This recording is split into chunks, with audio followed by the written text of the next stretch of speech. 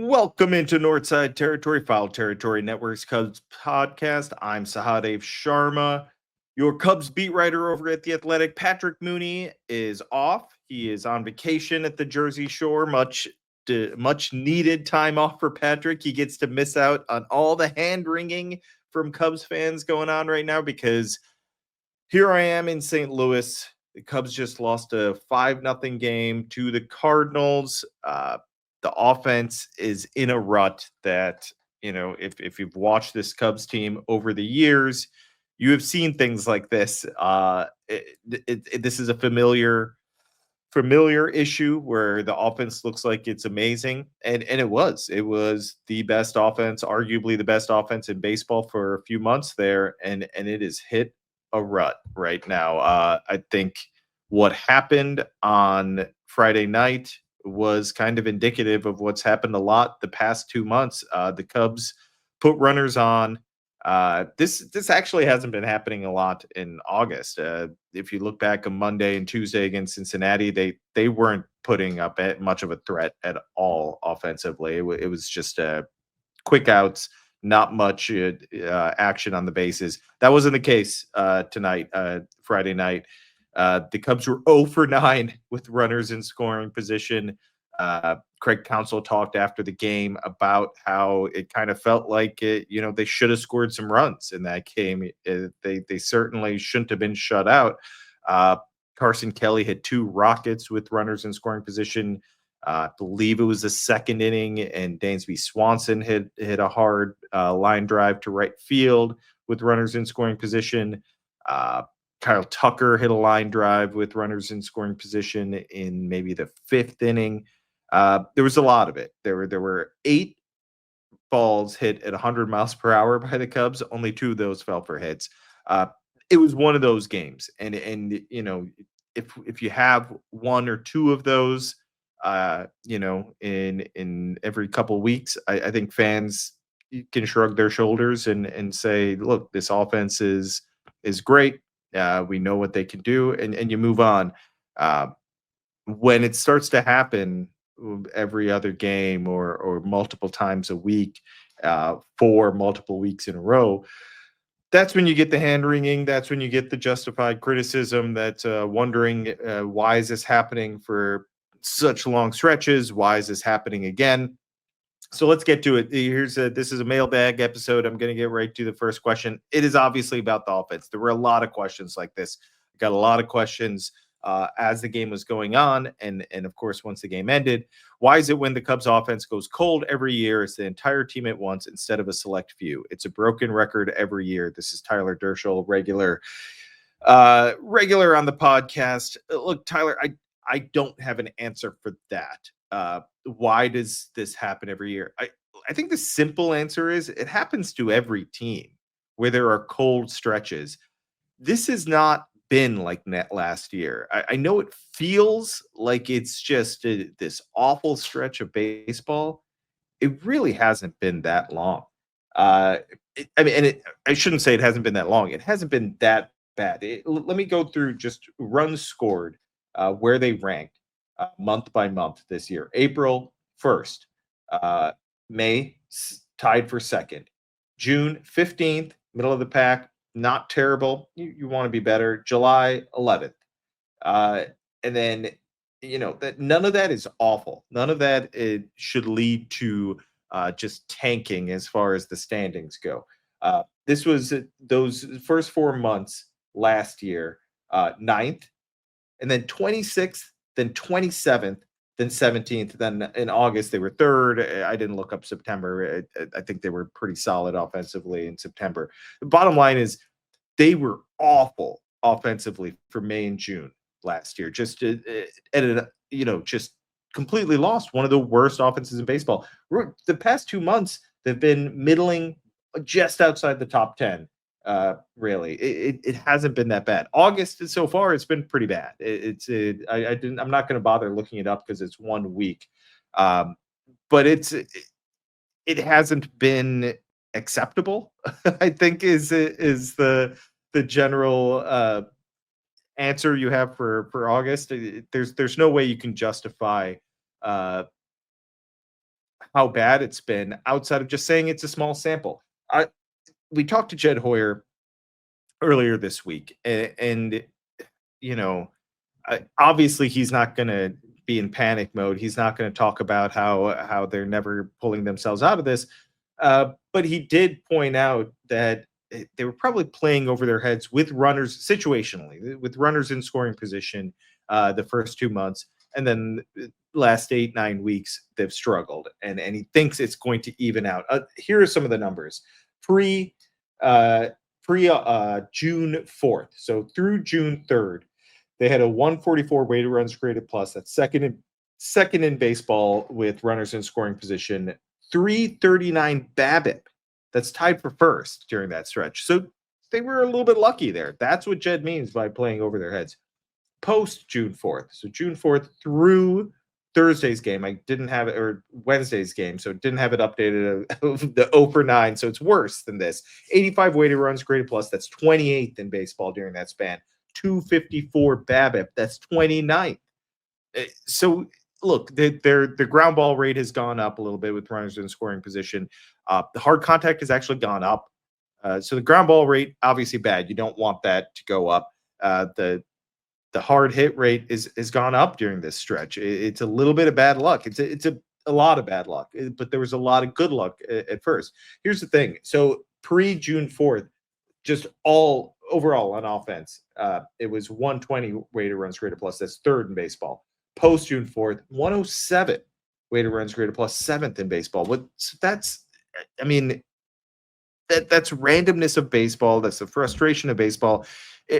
Look, I know when teams are in these stretches, it absolutely feels like it's the worst thing happening. That the team can't hit and that they won't get out of it. Uh, they even got out of it last year.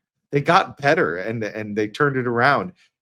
I think this is the biggest thing I come away from all of this is so from June and July, they're 27 and 23, I believe is yes. The combined June July record, 27 and 23. It's it's not amazing, it's not terrible. 21 and 24. That's what they were in May and June last year when the offense collapsed. 21 and 34. That's 13 games under, 4 games over in June, July. Uh, here's here's the real big issue that this is why the panic is set in for fans. The Milwaukee Brewers are on their greatest stretch ever.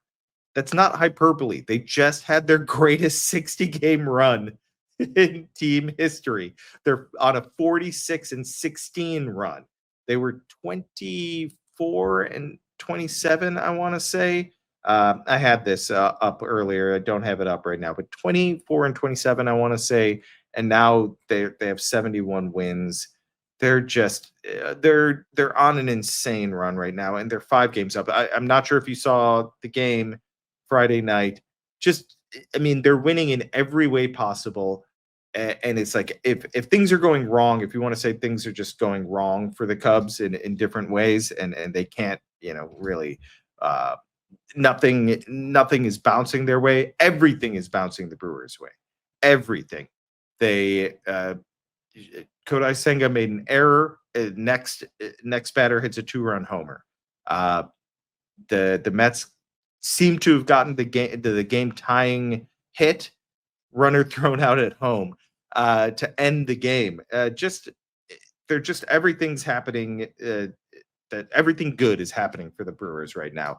Look, I like when you have a stretch like this, it's often enough to win a division or make the playoffs. So I'm not going to sit here and tell you that the Cubs are going to catch them because the Brewers are eventually going to cool off. This is the type of run that you go on that wins you a division. So they very well may be securing the division right now. I think the Cubs are going to turn things around. I think the Cubs are going to make the playoffs. Uh, I also just don't know what's going to happen with this division. The Brewers have really, gone on a run, the type of run that you have to respect, and the type of run that you need to win a division. The Cubs are fighting for the second best record in baseball right now. Unfortunately, they're in the same division as the best team in baseball that's having just an insane run. Let's take a quick break, and then I'll come back with some more of your questions. Kratz, there are a lot of people out there that pay rent and they don't get anything for it. Might as well change that. You can get some rewards for flights, hotels, tons of stuff. With Built, you can earn flexible points that can be redeemed towards airlines, hotels, a future rent payment, your next Lyft ride, and much more. It doesn't stop there. Built is about making your entire neighborhood more rewarding. You can dine out at your favorite local restaurants and enjoy experiences just for Built members every month. They're turning a monthly expense into an opportunity to earn rewards and discover the best that your neighborhood has to offer. Your rent is finally working for you. Earn points on rent and around your neighborhood, wherever you call home, by going to joinbuilt.com/foul. That's joinbilt.com/FOUL. Make sure to use our URL so they know we sent you. Joinbuilt.com/foul. Go for it. All right. There's, I think I could talk about the offense and those issues for this entire episode. This question isn't exactly about the offense. What effect do you think the lack of movement at the deadline has had on the team overall? Seems like the team was grinding and expecting some reinforcements. This is from Lord of Thunder. I can't answer that question with any certainty. I have not noticed. No one has said anything to me on or off the record that like we're really disappointed that Jed Hoyer didn't go out and get the player X, Y, or Z. Here's the thing: it's not they needed to go get more starting pitching at the deadline. They didn't. That's not what's hurt them since the deadline hit. They've pitched brilliantly. They pitched really well lately, and you have to give them credit for that. I don't think you can. It's hard to know what type of impact these things have because I can't jump in their heads, and nobody said anything about it, so it's hard to know for sure. I will say that the Brewers didn't make any moves, nothing significant, but maybe that team kind of expects that. Maybe that's kind of what they know. That's what they've experienced. So maybe there's no letdown factor there. Boston didn't do anything. Boston is probably comparable to the Cubs. There's no letdown there. That team's been playing well. I just think the offense is in a rut. I do not think this is some mental game due to the lack of action at the deadline. In fact, at the deadline, they added two good relievers, Andrew Kittredge, Taylor Rogers. They're good. They're good relievers. They're well liked in the clubhouse. And then, if you want to talk about the offense, Willie Castro is a great addition. He can play every position pretty much, and he's a great energy guy. Like he's like well liked in the clubhouse. You can see it on the field. That's the type of guy that can energize a group. So I get the question, and I won't dismiss it. I don't think it's something that isn't real. I do think that's happened in the past with teams. I don't think that's the case here. I just think the offense is in a rut, and it basically the stars need to play. I think I didn't bring that up in the last segment, but Michael Busch is struggling. Michael Busch doesn't look good at the plate. Kyle Tucker hasn't hit for power for over a month now. It's been a long time since he's hit for power consistently. He has one home run since July 1st. That's not going to cut it for him. You need him to hit the ball hard in the air and into the seats on occasion. He's not finding gaps. That's a big deal. Pete's in a little bit of a slump. Pete's been actually really good. He was really good in July. He's hit the skids the past week now. It's a lot of strikeouts. I think you could kind of see like not as many. I don't think he struck out Friday night. I don't have my box score in front of me. That's, I mean, if you want to take a little bit of happiness from something, yeah, he went over 4, but no strikeouts. So I guess you can take that and maybe hope that leads to better things for Pete. Say Suzuki has been hitting the ball hard the past couple games, and that's a good sign. he was struggling for a couple weeks there after a few games out, a couple good games out of the break, and then struggled basically that Sunday when they faced Garrett Crochet. And on, he was struggling until Wednesday, and had obviously some big hits. Those four guys are the guys that you need to perform. If they don't perform, then none of it really matters. We can, you can complain about others or say they need to step up. If all four of those guys are struggling at once, you get what's happened at the beginning of August here, which is it's a 3-4 stretch, I believe, to start the month of August. But the offense just isn't there. They've had like one good game this month, 1 week into the month. So I'm not going to overreact to it's really the hitters. It's really the hitting with scoring position, like I discussed last segment. I think that it's just such a huge aspect of this of it all. And if you don't hit with runners in scoring position, it feels like the end of the world. It really does. So we've been through these ups and downs before. You just have to hope that they nip it in the bud soon and the offense gets going, because it has to be Kyle Tucker, it has to be Michael Busch, it has to be those guys, Pete Crow Armstrong. They have to start hitting. All right, next question is from Elise. What do you think is more likely, two DFAs or Ben Brown and Cade Horton sent down to make room for Assad and Tyone? So I need to make sure that I couldn't fit it all in here, but Elise understands that even the suggestion of sending Cade Horton sounds ridiculous. But I understand her point. You don't want to lose anyone. It's the Craig Counsell mindset. Don't lose that depth. And B, like I don't think the Cubs would rule out the idea of sending Cade Horton down. I don't think they're going to do that anytime soon. But obviously, I mean, look at the way Craig Counsell's managing him.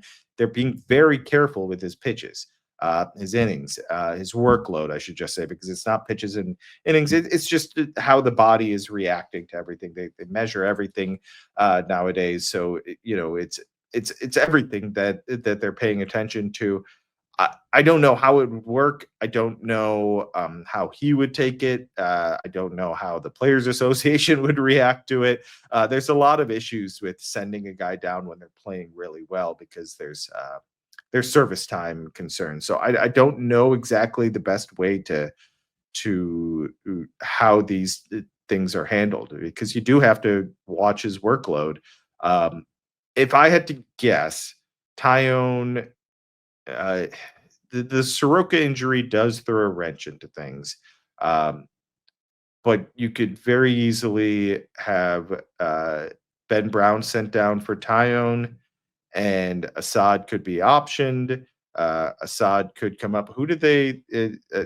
I guess it would have to do with who they called up. I'm blanking on who they called up for Soroka. Nate Pearson. So you could option Nate Pearson. That's probably it, right? It's option Nate Pearson for whoever comes up first, and then if Soroka's not back, because it was, we'll see if it's a minimum stay.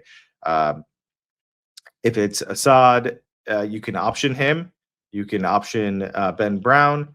I don't want to use the word options, but you have you have options here. I don't think you need to DFA anyone just yet. We'll see how the rest of the bullpen arms go, but there's enough good arms in there that I agree. I think you'd want to send guys out. I don't think Horton's on that list right now, but I understand the idea, and we'll see what happens, how they try and handle his workload.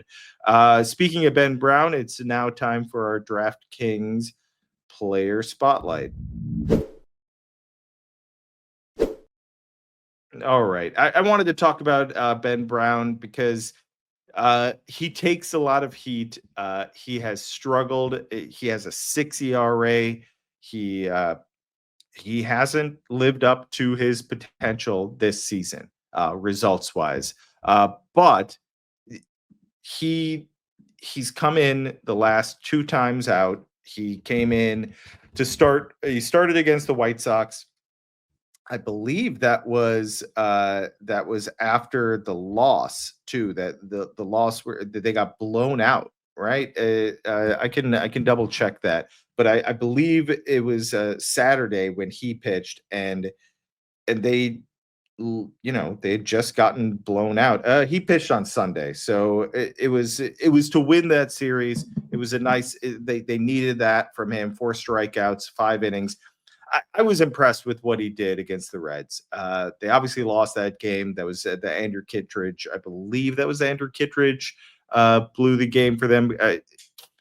But no, it wasn't. It was a different game. Either way, I'm mixing up my games. This is what happens when you watch too many games. You can't keep them all straight. But he pitched really well in relief of Soroka. That was the offense just didn't deliver. I believe Brazier gave up a run after some dinks and dunks. It wasn't on Ben Brown. Ben Brown's run that he gave up wasn't even that it was kind of one of those gift runs that probably shouldn't have scored. I think he deserves some credit. I think he deserves some love because this is a guy that's really just hasn't had the results this year, and in the past 2 times out, he's produced. I think what you may see from Ben Brown. Look, first of all, the Cincinnati outing. I do wonder how much of it is he was just called upon at the last minute. Like he didn't know he was going to go out there at that point, and because of the injury, he had to go out there. I do think sometimes Ben Brown can overthink things when he's on the mound. Again, like I don't love trying to jump into someone's head, but he's talked about how sometimes he needs to be better about the bad moment not leading to him unraveling. And I think maybe just being called upon without him, having to think much about it, allowed him to just lock in and go out there and pitch. Ultimately, whether he's sent down or not, whenever Tyone comes back, when Assad comes back, I think he's going to be an important part of this bullpen and this team down the stretch. I think Ben Brown, maybe he's not a starter, but he's an incredibly important pitcher. I shouldn't say important, impactful pitcher, potentially impactful pitcher. So I'm curious to see what role he can hold. I think multi-inning reliever could be really important. I just talked about Cade Horton and his innings and his trying to manage his workload. Ben Brown could be a big factor there in helping that. If you want to reduce, if you want to keep Cade Horton's starts shorter, you can bring in Ben Brown to eat a couple innings, perhaps. I think that would be huge if he could actually do that. I definitely believe he's going to be an impactful part of this team down the stretch in a role that's not so much as a starter, but like Craig Counsell likes to say, outgetter. All right, now let's turn it over to producer Jeremy Meyer for our Northside Territory producer pick. Thanks, Sahadev. Good to get in the win column last week. The under hit, even going extra innings. For this week's Northside Territory producer pick, I'm taking the Phillies money line at plus 112 over the Rangers. Philly is 5-2 in August, and Jesus Luzardo looks to make his third excellent start in a row. I'm putting $100 down on DraftKings Sportsbook to win 112. Sahadev, back to you. Download the DraftKings Sportsbook app and use code FOUL. That's code FOUL for new customers to get $150 in bonus bets instantly when you bet just $5. Only on DraftKings. The crown is yours. Gambling problem? Call 1-800-GAMBLER. In New York, call 877-8-HOPE-NY or text HOPE-NY at 467-369. In Connecticut, help is available for problem gambling. Call 888-789-7777 or visit ccpg.org. Please play responsibly. On behalf of Boot Hill Casino and Resort in Kansas, 21 and over. Age and eligibility varies by jurisdiction. Void in Ontario. Bonus bets expire 7 days after issuance. For additional terms and responsible gaming resources, see dkng.co/audio. This question up here, a very simple one from Phil. Phil wants to know, why should I be optimistic about this team? Phil, I wrote this in my piece that's going to go up that maybe you guys have already read. It's really hard to be optimistic when things aren't going right. It's very easy to believe the bad things will continue. it's just the general. It's when things don't go right, when things have kind of slipped for an extended period of time, whether it be a week, 2 months, whatever it is, it can feel like it just won't end. I don't believe this is a bad team. Um, Now, is the offense going to get back to April and May? I don't know if that's realistic. I don't think it's what it has been of late. And I think the optimism for me uh, lays in the fact that they haven't been that great with in situationally. They've not been that great lately. They were. They were amazing for a couple months there, and suddenly that's dropped off for a couple months now, and they still are winning games. They're still above 500 during that stretch, and they're fighting for the second best record in baseball. They're not completely out of the division. I know 5 games is a lot. It feels like a lot. It's a big mountain to climb. I'm not sure if they're going to be able to pull that off, uh, but things turn quickly in baseball. Every team goes through these moments, and it seems like nothing will go right, and that uh, they're just not good enough. Like I pay attention to a lot of other teams, and I hear other fan bases. Believe me, the Cubs fans are not the only ones reacting this way. The only ones that aren't reacting this way right now are the Brewers. They're on this insane run, and they're just it's one of these rare runs that you see in baseball. But the Phillies, the Mets, the Dodgers, the Padres, all of them have their flaws. All of them. Toronto is playing really well right now, but even them, they've hit the skids. I shouldn't say hit the skids. They're not at the same pace that they were 2 weeks ago. The Red Sox are hot right now. The Tigers have really struggled. There's some like panic among Tigers fans and the media there, uh, really pressing Scott Harris for not adding at the deadline. The Cleveland Guardians were like a dozen games out, and now there's just 6 games back. Uh, there's always you can point to like every team that's good, and they've had really rough stretches. What you've seen from the Cubs is is they need to be better. I don't think I'm going to argue with any of that. I just think the idea that you can't be optimistic anymore. Look, I get it. Like fans aren't going to want to hear the rational take all the time. Um, I also think that fans should, uh, sometimes it's fun to live in the moment and ride the roller coaster. You guys are watching 162 games. You're very intense about this stuff. So, the emotions go up and down. It's pretty normal. I was a fan once. I think in this role as a reporter, I've learned how to not take it game by game and really like react to each game as this huge event. They all matter, obviously. That the Cubs have fallen 5 games back, that's significant. That matters a lot. Uh, I just think uh, they are in a playoff spot. They lead the wild card. You'd prefer to get that bye. Doesn't right now? Obviously, if the season ended right now, they're not getting that bye. But they'd be the number one wild card team, and they'd be a force to reckon with. They have 2 really good starting pitchers.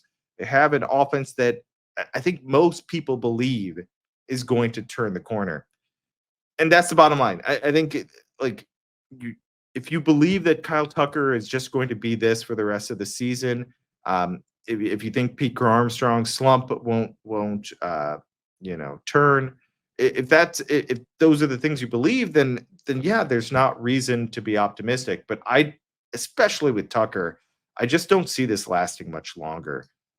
He's starting to hit the ball hard. I think he's going to start to elevate the ball again.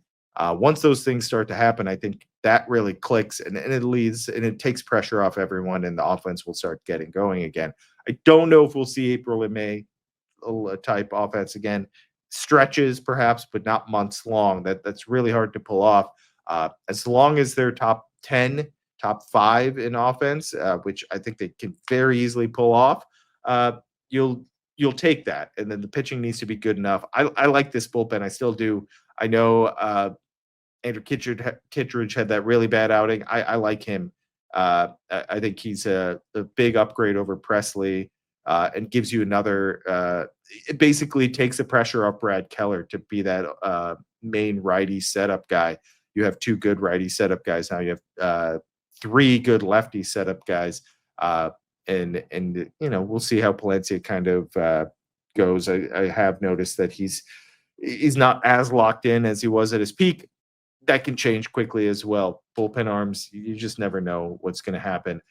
All right. I know there's a lot of angst in Cubs world. Let's see what the rest of this weekend has in store. Look, this team has done a remarkable job bouncing back from bad moments. We were I was talking from St. Louis about a month and a half ago about it seemed like it was a low point, and that team was collapsing. It felt like they were about to hit the skids, and then they played 2 of their best games to end that 4-game set in St. Louis.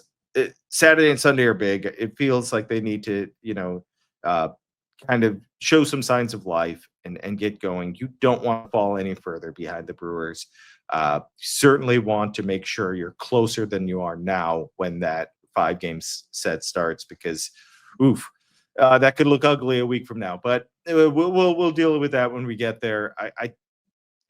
I'd like to see some better offense, and I'm sure all of you do as well. I think it's going to turn. I wish I knew when. I don't. I thought Jed said that really well. You just never know when these things are going to turn. It could be tomorrow. It could be 10 days from now. You just don't want it to be too late. That's the bottom line. I'll never forget in the Brewers club visiting clubhouse when Jameson Town kind of said that about last year's offense. It was like we thought it was going to end after 2 weeks. 2 weeks became 2 months. It just kind of lingered and extended and kept going.